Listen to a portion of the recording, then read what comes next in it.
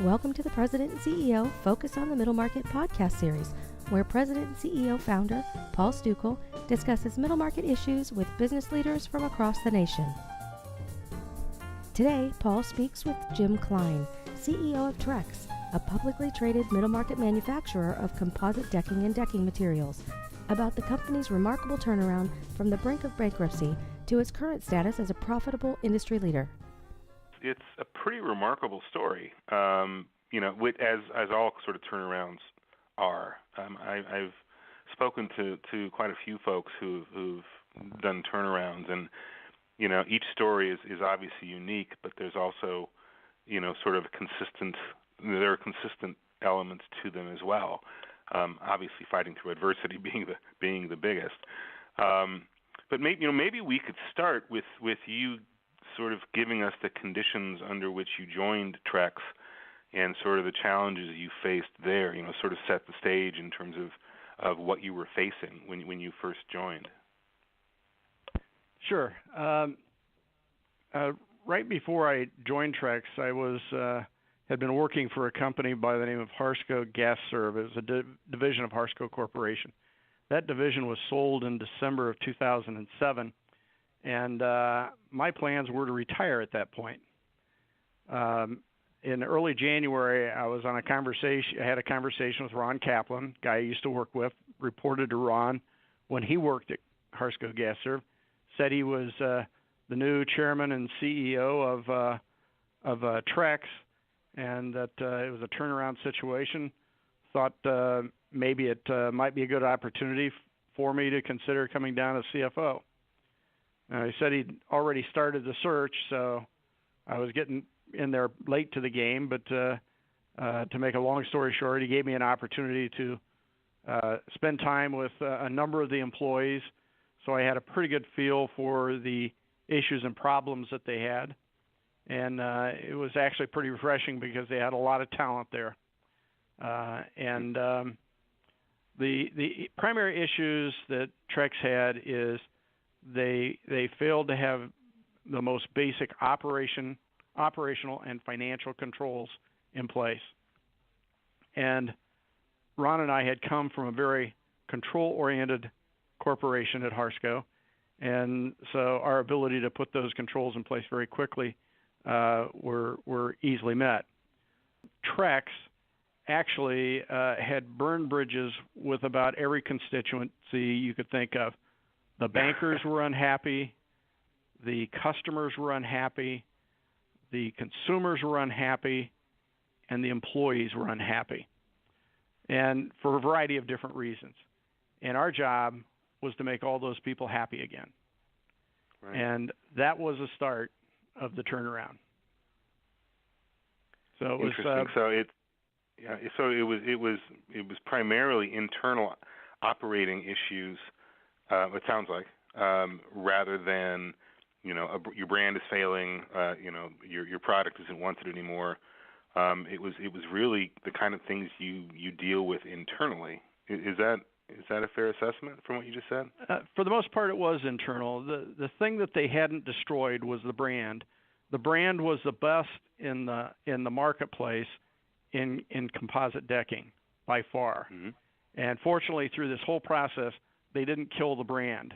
That would have been tragic. I'm not sure the company could have been saved if they would have killed the brand. But the brand was very strong, despite the fact that we'd managed to upset everyone of our constituencies. Yeah. So it sounds like then that the major challenges you faced were obviously process-oriented, control-oriented. What was the reaction of, which means dealing with, your internal constituents, the employees, the fellow officers, those kind of things. What was your approach to them in terms of this? Were they just as fed up with the lack of control, or was there a major persuasion element that needed to be employed? Well, they really thought everything was great. They just thought they were having a tough time of it. And basically, I didn't start with the company until March. but started attending board meetings in February, and Ron and I were interacting a lot throughout February. Before the end of February, Ron had made a determination that the company needed to be downsized from a headcount standpoint.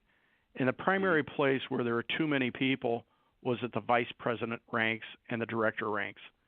And so there was a quite significant reduction. I think at the time we had 11 vice presidents. That was reduced to 5. And the problem you had is each one of these vice presidents had their own view on where the company should be going, and they were exercising their prerogative to make decisions and make changes that drove the company the direction they thought it should go. And in an entrepreneurial environment, you want to encourage people to step out and take control of things, but it had gone astray because there were too many people driving the company in different directions. So initially what we did is we basically said, look, there's a funnel here. The funnel goes up to Ron, 2 people, the vice president of ops who was new to the company, and I had a great deal of latitude in helping to correct some of the problems that were there. But if there was anything that was really major in nature, we'd all get together and talk about it. Right. Most of the time, right. The decisions were made on the spot, though. They had to be made on the spot because we were in a pretty bad situation. So typically in a turnaround, you'd go ready, aim, fire. We were ready, fire. We just didn't have the time to step back and perform all the analysis you'd love to have. We needed to make decisions and make them quickly. Right. Yeah, you know, it's interesting to me in turnaround situations from a kind of human and managerial perspective, because typically when you're going to come into a turnaround, heads are going to roll. I mean, to use the vernacular, right? I mean, it's almost inevitable that that's going to happen, and in doing so, or in executing that. I'm sounding rather martial here, aren't I? I should probably change my metaphor, but executing and heads rolling. But honestly, in rationalizing, that's the better word. Rationalizing both the managerial ranks and, when necessary, the working side. You know, there's sometimes that's a delicate thing in terms of maintaining morale while you do that. It sounds like you were very expeditious in making those calls, which in many ways is a positive, right? So that people aren't in limbo and thereby sort of, you know, stuck worrying about their future. Is that sort of how it went down? You're exactly right. The longer you drag these things out, or if you have to make multiple bites at the apple to right-size the organization, the more turmoil you create. People need to know that there's some finality. So when we had the RIF, reduction in force, when we did that, we basically probably went a little bit overboard with it. Because what we didn't want to do is come back again and again and make further adjustments. So it was harsh, it was quick, it was significant. It affected virtually every department throughout the organization, with the exception of the manufacturing people on the floor, the people that were actually making the products. That was the only area that was not adversely impacted. And that actually speaks to one of the points I was reading about. You implemented a monthly pay-per-performance bonus incentive for factory employees. That's a nice incentive, particularly in that kind of environment. Could you go into that a little bit? Sure. That was extremely important to us because Ron and I had some experience in the past where we needed to get the support of the people on the floor. And so we looked at their performance parameters that they were being paid under, and the hourly people were being paid on EPS once a year and hadn't gotten bonuses in several years. Well, number one, they didn't know what EPS was, and paying it once a year was so far removed from the actual performance of their duties, they didn't know why they were getting it if they ever got it. So we made a change, and what we did is we decided that we would go to them and tell them that we're going to change their bonus program. And the bonus was going to be based on how much they lowered the cost per lineal foot of boards manufactured. And basically, we told them that we would provide the tools for them to make the right choices. So, for example, if they had a choice of using very good material, which is the most expensive, or material that has some level of contamination, which is much more expensive, or much less expensive, I should say, to utilize, they'd gravitate to the good stuff, not worrying about what the cost, because nobody explained it to them. So we went to them within about 2 to 3 months tops of starting with the organization, and we told them, look, we want to make some changes in the way we manage the business. We need your help. And we're going to give you a down payment on this. We're putting a new bonus program in place. Here's a check for everybody for $500. You haven't earned it yet, but we know you will. And we want you to know that if you like this, play ball with us, and there'll be a lot more after that. And we got a very strong positive response, as you can imagine. And we continue to this day to get the involvement and support from all those people on the floor. They offer suggestions. They work with us when we want to make changes. And many times they're the ones that initiate the changes. So it's very helpful to have a team that works with you on the manufacturing floor as opposed to being adversarial. Right. Yeah, and communication is pretty much the coin of the realm there, isn't it? I mean, money is the coin of the realm, but ultimately, but so in order to elicit that kind of interaction with the employees, and there's got to be a pretty strong communication element there, I would think. There does, and it has to be daily. It has to be with the supervisors on the floor, as well as the senior level management at the plants. On a regular basis, we were going over there to explain how the company was doing and how they were doing compared to their goals. And I think they were very appreciative that people were finally listening to them about how they could make improvements. Yeah, so it sounds like a big element of the turnaround, while there are obviously sort of objective things, but it sounds like there was a change in the culture, both in terms of, as you pointed out, the sort of eliciting ideas and engaging the factory workers, but also rationalizing the middle management, I suppose you'd call it, and getting them into a different place where everyone's pulling in the same direction. That is obviously a very difficult thing to do, particularly for people that have been entrenched for a while. What did you do to be able to pull that off, particularly at the middle management rank? Well, when Ron made the decision that we were going to be effecting a pretty dramatic change, he made the strategic decision when he had his first staff meeting. And what he did is he came into the staff meeting and he was wearing a three-piece suit. And the talk around the office had been, why is he all dressed up like this? We're used to dressing casual.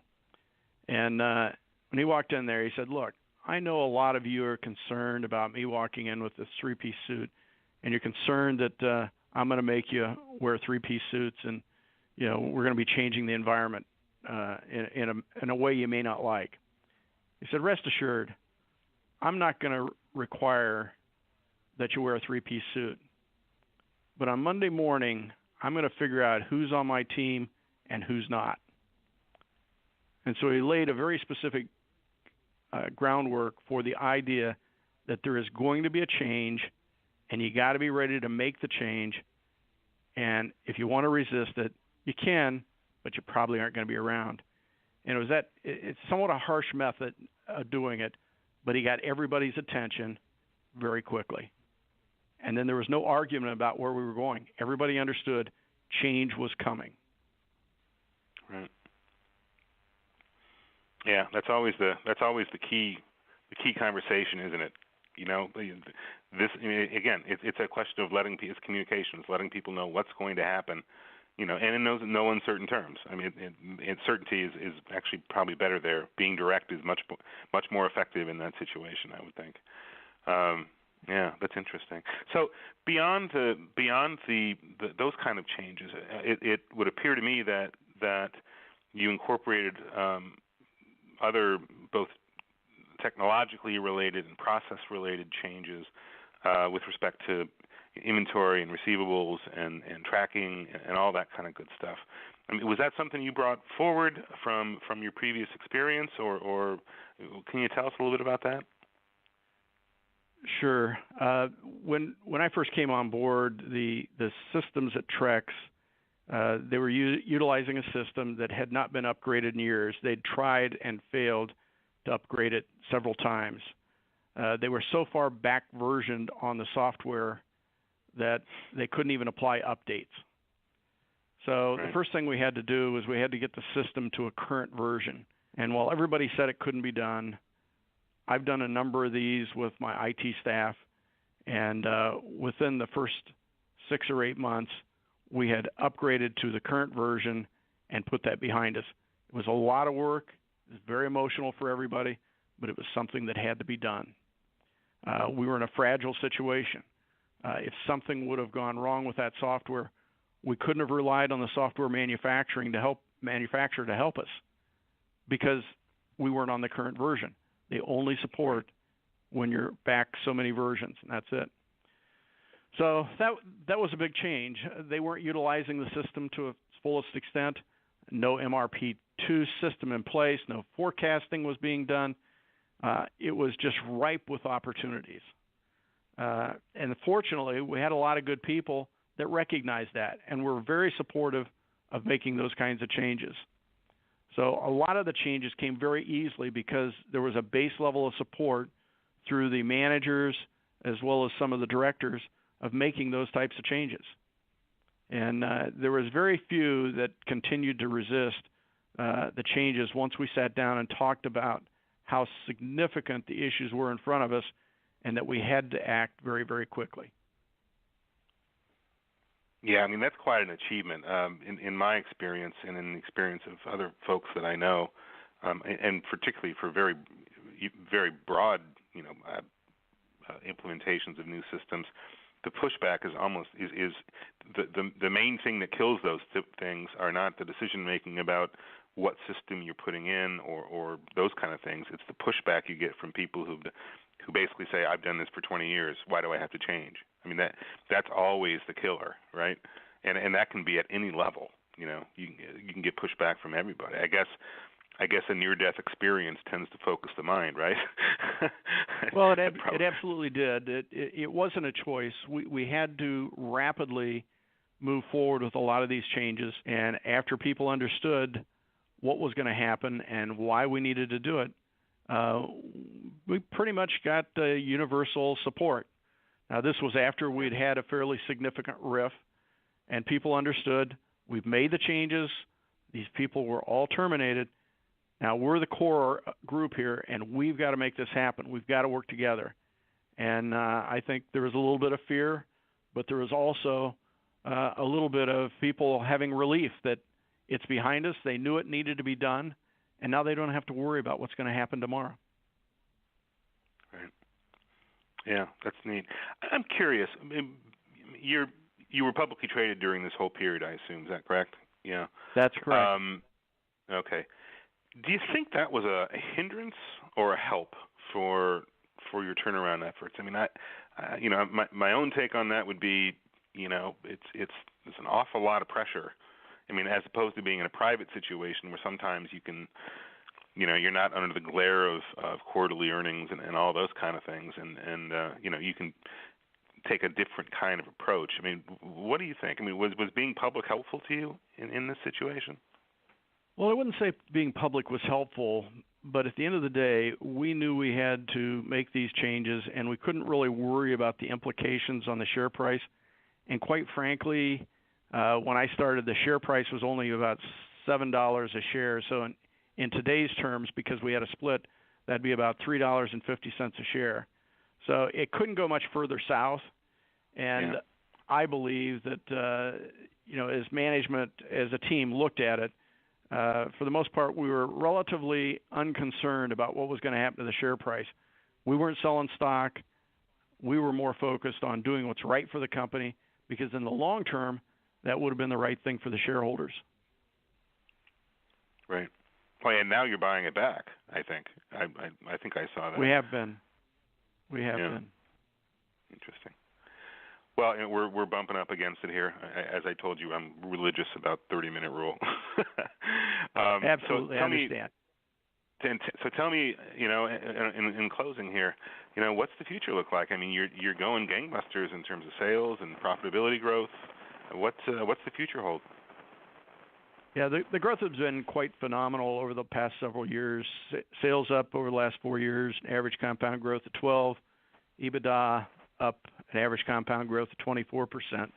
So you're right, great trajectory, but and I know that it's what are you going to do for me tomorrow that's important. We see growth opportunity. The growth opportunity comes basically in 3 ways. Taking share from wood. Every 1 point of market share we can take from wood is worth about $50 million in sales.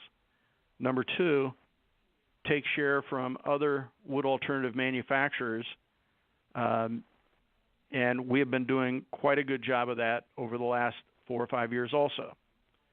And the third approach we're taking is going after the international market, specifically Europe. We believe it's a great opportunity for us. This past year, we increased sales, strong double-digit overseas. We are starting from a small base, but each year we have been growing the international sales, and I'm looking forward to the date when we're going to have to report the international sales because it's such a large portion of our business. We haven't quite reached that yet, but I am looking forward to it. Be sure to check back for future episodes of the President and CEO Focus on the Middle Market podcast series. Thanks for listening.